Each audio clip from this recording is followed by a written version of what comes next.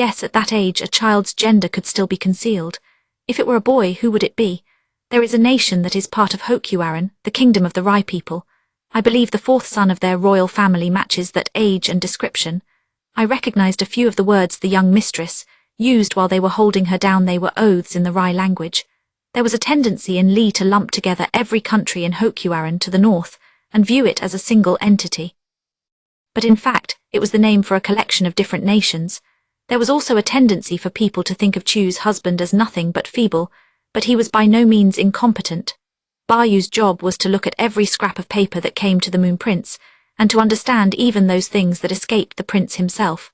Now, why would someone so important stay put in the western capital instead of going home to his country?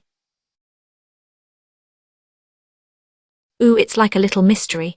I only pray that it's not really him. My stomach hurts. After that there were no more sounds from the basket, as if to say please speak no more. So Chu returned silently to their room. She would have to make something nice and easy on the stomach for dinner.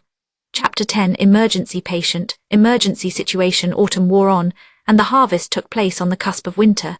Many plants leave their seeds just before winter. Even in the capital it was considered to be rice harvesting season. That made it a very busy time for farmers, but they weren't the only ones. Miss Maomao, could you give us some help with this? Chu appeared in Maomao's room and dropped a pile of papers on her desk with a thud. They turned out to be records of harvest yields. Miss Chu, why are you bringing these to me? Good question. It's on the Moon Prince's orders. He said, is there no one who's good with numbers? There is simply too much of this, so I took some of them. It would be very convenient if Lahan's brother's brother were here, but he is not, so you will have to do. Lahan's brother's brother works out to Lahan. Voicing such elaborate quips seemed like too much work, so Maomao let it go. So you came to me instead, she said. You know I have other work to do, right? You mean growing your herbs? Or do you mean mixing the medicines and pressing them into little balls? A million people could do that, Miss Maomao.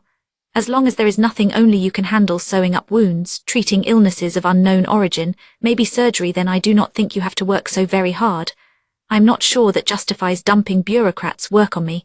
There is no one else who can do it. You have to pitch in. Chu drawled. When it comes to arithmetical work, you have to have a certain amount of trust in the person you entrust it to, do you not? And do you? So you trust me to do this? Yes. These are all papers of fairly important necessity, and I think you will be just fine with them. Could you please not call the necessity fairly important? Why not? Chu tilted her head, puzzled. But then she said, I think it might be quite interesting to compare them with last year's harvest numbers. Thud. She deposited another stack of papers. Meaning you want me to compare this year's numbers with last year's and find out how short we are on the harvest? I love how you're always so quick to understand, Miss Maomao. Chu stuck out her tongue playfully. I'll go ahead and give instructions to everyone outside. You seem busier than usual, Miss Chu. Under normal circumstances, she would have bugged the quack doctor until he produced tea and sweets. Oh, Miss Chu is always busy. I'm just busier than usual today since we have lots of important visitors. Okay, bye. With that she trotted out of the room. Maomao could hear her distinctive footsteps retreating down the hall. Lots of important visitors, huh? Now that Maomao thought about it, things had seemed a little livelier than usual. Jinchi had called Lihaku away, so today they only had their rotating guard. A second guard had been added for the quack, and supposedly there was nothing to worry about. That kid, Gyokujun or whatever his name was, occasionally glared into the medical office, but he didn't seem inclined to start anything. I'm not against administrative work, but I don't love it, Maomao thought. In any case, these important visitors were no concern of hers. She would go ahead and do the work she'd been given. She looked at the pile of papers and put her head in her hands. Maomao just wanted to mess around with medicinal herbs. Why did they have to be shorthanded? The most obvious thing was the catastrophic shortfall in the wheat harvest. Lahan's brother's potatoes were just a drop in the ocean. They would have to figure out how to get by on nothing but the emergency stores and whatever provisions could be sent to them. Think we can swing spreading about 80% of this around. I just don't get it, Maomao muttered to herself. A proverb said one should eat to satiety, but not to fullness. But to ask those who were used to being full to leave their stomachs partially empty was to invite discontent. Meanwhile, when supplies were unreliable, if some people ate until they were full, others would have to go even hungrier than usual to make up the difference. The poor and their like might be able to fill only half their stomachs. They were the ones who would starve first if there wasn't enough food to go around. If tens of thousands of minds could be brought to think as one, they could almost certainly have gotten by on 80% of the normal amount of food. But that wasn't possible. It was just human nature. No, stop. She couldn't start empathizing with numbers. Letting herself get all depressed about this wouldn't do anyone any good. It would just make her less efficient at doing her job. She had been at it for about an hour, muttering thoughtfully to herself the whole time when she noticed someone peering into her room. "Can I help you?" she asked. She turned to find a young woman, Jaikuo's granddaughter Zyrohong. Maomao gave her a hard look. She knew the quack was soft-hearted with children. He would probably let her right into the office. Zyrohong gave a little jolt and backed away. Maomao didn't want her to be frightened. She tried to smile, but it must not have been very good because the girl backed away even farther. "Ahem," Maomao said. "I'm afraid we can't have people stopping by the medical office when they have no real business here. Furthermore, this is my personal room." That was as conciliatory as Maomao could be. "There's a patient," the child said. "Can you look?" Maomao had to strain to hear her. "A patient? Where is this person?" "They're over there." Zyrohong just pointed. "I'll need you to do more than point. Please help him. Uncle Shikyo, he's dying." Zyrohong was struggling not to cry. She was too meek for this to be an act. She seemed to be in earnest. Maomao wondered what to do. This didn't seem like a childish prank to her. If Shikyo, Jaikuo's eldest son, was truly near death, Maomao couldn't simply ignore him, but someone as important as Shikyo would certainly have a doctor already attending him. "Tell me something," she said. "Why did you come to me? There are plenty of other doctors, aren't there?" The confusion from the days immediately after the swarm had long since settled. Even though his behavior could be reprehensible, a physician wouldn't refuse to see the son of the late governor. Maomao also couldn't imagine why a female attendant would be required in this case. Most of all, she wondered why Zyrohong had come to call her. "Uncle says that if a doctor sees him, he'll be killed." Killed, that got her attention. She came out of her room. The quack was drinking tea. Feeling too lonely to drink by himself, he'd given some to the guard as well and invited him to sit down. The other guard remained standing outside the door of the office. Lihaku, of course, wasn't there. Maomao observed that the east side window was hanging open. That was in the guard's blind spot, and the quack wouldn't have noticed it even if he'd been looking right at it. The child seemed to have sneaked up to Maomao's room. Her only real obstacle would have been the guard drinking tea with the quack, but if she could get by him, she would be home free. Maomao glanced back at the papers on her desk. She didn't think a kid could make heads or tails of them, but just for good measure, she swept them together and stuck them in a letter box which she put in a drawer of the desk. "All right," she said, turning to Zyrohong. "You said he'd be killed. What do you mean?" The girl didn't say anything, but she was clearly avoiding meeting Maomao's gaze. She'd come to the apothecary because there were no other doctors they could rely on. But in her own childish way, she was trying to decide how much it was safe to say. Frankly, Maomao was starting to hope that this was just a prank. If it was real, Maomao actually knew very little about Shikyo. Politically speaking, she didn't even understand his exact status, or if he was friendly or hostile to the central government. From what Chu had said, it sounded like it was best not to have too much to do with him. In short, the smartest thing for Maomao to do at that moment was to ignore the kids babbling and just do her work. Or so one might think. Yet at the same time, she feared to imagine the situation in the western capital if Shikyo should perish so soon after Jaikuo. And then there was another problem. Namely, Maomao wouldn't be able to sleep at night if she knew she had let a man die without even trying to help him. Knowing him, he would probably whine and cry and try to get her to let him get away without paying for his treatment. She could just walk away then. All right, what should she do? Maomao fretted and wondered. There were three main possibilities. First, what Zyrohong was telling her was either untrue or a mistake. She was summoning Maomao for some other reason. Second, what Zyrohong was telling her was true. There had been an attempt on Shikyo's life, and with no one else to turn to, Maomao was the straw Zyrohong had grasped at. Third, what Zyrohong was telling her was true. There had been an attempt on Shikyo's life, and there was no one else to turn to. However, there was always the chance that the central government wanted him dead. Normally she would report something like this to Jinchi, but in this case she didn't have the luxury of that sort of time. Zyrohong watched Maomao, her eyes brimming with tears. Why would he use this girl as the messenger? If Jaikujan had shown up with the same request, Maomao would have laughed him out of the office. Damn it all. After all her fretting and wondering, Maomao heaved a sigh. "All right," she said. Show me where he is. Maomao gave in to Xiaohong's request. As she went, she left something on her desk, a wooden figure of a masked owl that Chu had carved when he had a free moment. Please don't let it be the third possibility, she thought. She packed the minimum of medical instruments into a bag and headed down the stairs. Xiaohong would sneak back out the window. Oh, fancy seeing you here. I thought you were going to spend today cooped up in your room, the quack doctor said. The guard drinking tea with him studied her too. I just need a change of air. I'm going to go check on the herbs in the greenhouse, she said. That sounds nice. The quack continued to brew more tea, showing little or no suspicion. The conversation should provide plenty of time for Xiaohong to get back outside. Master Lihaku isn't back yet, Maomao asked. No, he is on loan to the Moon Prince. They needed someone good and strong to guard him. Our friend should really be looking after more important people anyway. The quack seemed to regard Lihaku primarily as someone to drink tea with. Maomao bowed politely to the guard at the door. I'm going to the greenhouse. Please take good care of the master physician while I'm out.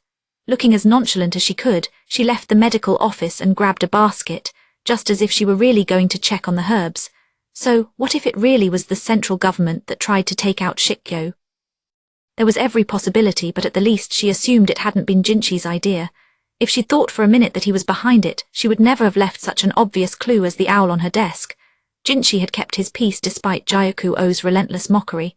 Shikyo was probably nothing more than a cute little rascal to him. Xiaohong peeked out from behind a tree. This way. Maomao joined Xiaohong and let the girl take the lead. Bureaucrats on business and servant men and women around the estate glanced at them as they passed, but no one seemed to take too much interest. They had to be careful not to look too furtive. They would look more like they belonged there if they acted like they belonged there. This is bad for my heart. Xiaohong headed for the door that led from the main house toward the administrative office. Maomao thought she might open it and go right in, but then she veered to one side. This way, she said again. They followed the fence that enclosed the administrative office and the main house until they came to a wooded area. The trees were unusually large for the western capital, but they seemed to be less for display and more to block the wind. Maomao recognized the species. She didn't remember what it was called, which suggested it was neither toxic nor had medicinal properties. This way, almost hidden amongst the trees, was a small door. It was overgrown with vines, so it wasn't obvious at first glance. A hidden passage. Maomao was starting to get the feeling that whatever was going on, Xiaohong hadn't been making it up. The door had a clever locking mechanism, and it took the girl a moment to open it by working with the key. How does she know about this? Maomao would have assumed a hidden passage like this would have been kept secret from everyone but the family's direct bloodline. Even relatives would have been kept in the dark. Yes, Xiaohong was Jyaku-O's granddaughter, but subsidiary family lines were seen as less important. Maomao squeezed through the door and found herself in a long, narrow passageway. There was a fence to either side and overhead a canopy of tree branches. Xiaohong, there was a man there, his face bloodless and pale. Shikyo. Another child was already with him, the cheeky brat Jyaku-jun, who was a tearful mess. Maomao went straight to Shikyo. His abdomen was covered in blood. Who is this? Shikyo managed. The doctor, said Xiaohong. Shikyo gave Maomao a look that was both appraising and searching. A doctor? If you're a doctor, then help my father, make him better. Jyaku-jun demanded, sniffling noisily. Keep your voice down. Don't shout, Shikyo said, firm with his son despite his condition. Jyaku-jun looked at him, wide-eyed, and answered yes, sir, in a small voice. Jyaku-jun was in the direct family line for what it was worth, and he had probably been told about the secret passageway. The boy, who had never shown much understanding of his own position, probably thought of it as nothing more than a secret base to play in. He must have shown it to Xiaohong just to impress her. May I look at your wound? Maomao asked. Are you going to examine me? Said Shikyo, who sounded in control in spite of all the blood. Maybe the wound wasn't that bad after all, or maybe he was putting on a brave face. One thing was for sure, the blood on his shirt was expanding steadily. I don't particularly care whether I examine you or not, but if we don't stop the bleeding soon, I think you're going to die of blood loss. Shikyo paused in thought. It was too late to send Xiaohong to find another doctor. It was an open question whether his son or his niece could locate one of the adults and convince them to come with them. Jyaku-jun in particular might simply bring the quack. If the injury wasn't really so bad, Shikyo could afford to chase Maomao away, but if it was as serious as it looked, she was his only hope of treatment. What will I do if the wound isn't bad? It occurred to her that he might try to kill her on the spot to shut her up. If that happened, then with apologies to Xiaohong she would have to use the little girl as a hostage. Shikyo might look like a ruffian, but even he, Maomao hoped, would hesitate to harm the niece who had helped him. Or maybe his son Gyokujin would make the better shield. After a long moment, Shikyo said all right and showed her his blood-soaked belly. Look at this. This was a piercing wound, if Maomao had ever seen one. The flesh of his side had been torn open. No wonder he was bleeding so heavily. Gyokujin mumbled and Shikyo clapped a hand over the boy's mouth before he could make another noise. Instead, Gyokujin fainted clean away. Xiaohong covered her mouth and looked away, but at least she understood that she couldn't scream. Apparently this man Shikyo was very good at putting on a brave face. A poisoned arrow? Maomao asked after a moment. Shikyo snorted. Figured that out, did you? It looks like you thought quickly. How long was it before you were able to pull it out? Shikyo had been shot with a poisoned arrow and had torn it out himself. Just imagining it made Maomao a little lightheaded. Not even 10 seconds. Was there any pain, tingling or numbness? If you wait until you feel the numbness, it's already too late. So he knows something about poisons. If there had been numbness, it would have suggested the distinct possibility of wolfsbane, a powerful poison that could cause death in less than a minute. Where were you attacked? Maomao asked. Do you need to know that? If he'd been shot in the administrative office's hidden passageway, then the shooter would probably have been firing from the administrative building itself or else the main house. And why had he sent Xiaohong to call Maomao, rather than seeking help from someone nearby himself? Perhaps he didn't know what an adult sent to call a doctor might do. Even sending a girl so young had been a real gamble. Should I take this to mean that this was a family quarrel? If so, then it wasn't the central government that had made the attempt on Shikyo's life, but one of his siblings. There were plenty of people who stood to benefit in terms of the succession and inheritance with the eldest son out of the picture. Xiaohong might be quite fond of Shikyo, but even the girl's own mother was a potential suspect here. Maomao urged Shikyo onto his side, then took a handkerchief from her robe. Gyokujin was still unconscious, so she left him where he lay. I take it this was a dart, not an arrow proper. Maomao asked as she pressed the cloth to Shikyo's abdomen and waited for the bleeding to stop. What makes you say that? You tore it out before there was any pain or numbness, meaning you had immediate reason to think that it might be poisoned. And the weapon was a blow dart, not an arrow. Using a bow and arrow on the grounds of the estate is difficult, isn't it? When the wound finally stopped bleeding, Maomao took out her needle and thread. Only the muscle and flesh had been torn. The internal organs were unharmed. It was best to sew it up right away, even if the sutures would be a bit rough. Where's the dart? Shikyo handed Maomao something wrapped in a cloth. She saw discoloured bits of flesh and a needle head. She could investigate what kind of poison it was later. This is going to sting, just stay with me. Here goes, she said, and then she started sewing. True to form, Shikyo's face twisted, but he didn't cry out. Xiaohong was looking resolutely away from the scene. There, that should do it. By the time she had finished stitching, Maomao was covered in blood.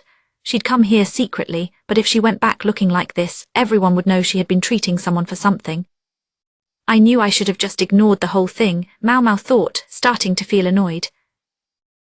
She cinched a cloth belt around Shikyo's abdomen. He groaned aloud, but he would just have to live with it. That takes care of the emergency treatment. There was still a problem, though. If Shikyo left the hidden passageway now, it would be impossible to know who was a friend and who was an enemy. Gyokujin was still out cold and Shikyo was woozy from blood loss. For the moment, Maomao decided to examine the dart. It was a long, thin, cone-shaped needle. She couldn't tell what kind of poison it was. You wouldn't know just from looking, of course. She could always prick her finger and see what happened. That would tell her a lot, but this was no time to be conducting human experiments. Maybe she could grab a passing mouse or something and give it a quick stab. The real problem was that her slapdash intervention wasn't enough. She couldn't just leave Shikyo lying there. The question is, how do we move him without being seen? Maomao was still fretting over the question when there was a rustling in the underbrush. She turned toward the sound, startled. A face peeked out from between the trees. What are you doing there? The owner drawled. Oh my, this looks very interesting indeed. Maomao knew only one person who talked like that. Chu clambered up the fence and looked down at her. Ho, so that's where you went. How did you find this place? Maomao looked around. She didn't think she had been talking that loudly, but maybe her voice had carried beyond the passageway. Oh, please, you Miss Maomao. You left your work for a change of air. I didn't believe it for a second. I especially didn't believe you would leave such comparatively important paperwork behind. Chu rubbed the owl figure between her fingers. I heard that dear brother Shiko was visiting the main house, but I haven't seen hide nor hair of anyone for the last 2 hours. And there's something in the air at the house and the office. Something strange. She was frighteningly sharp.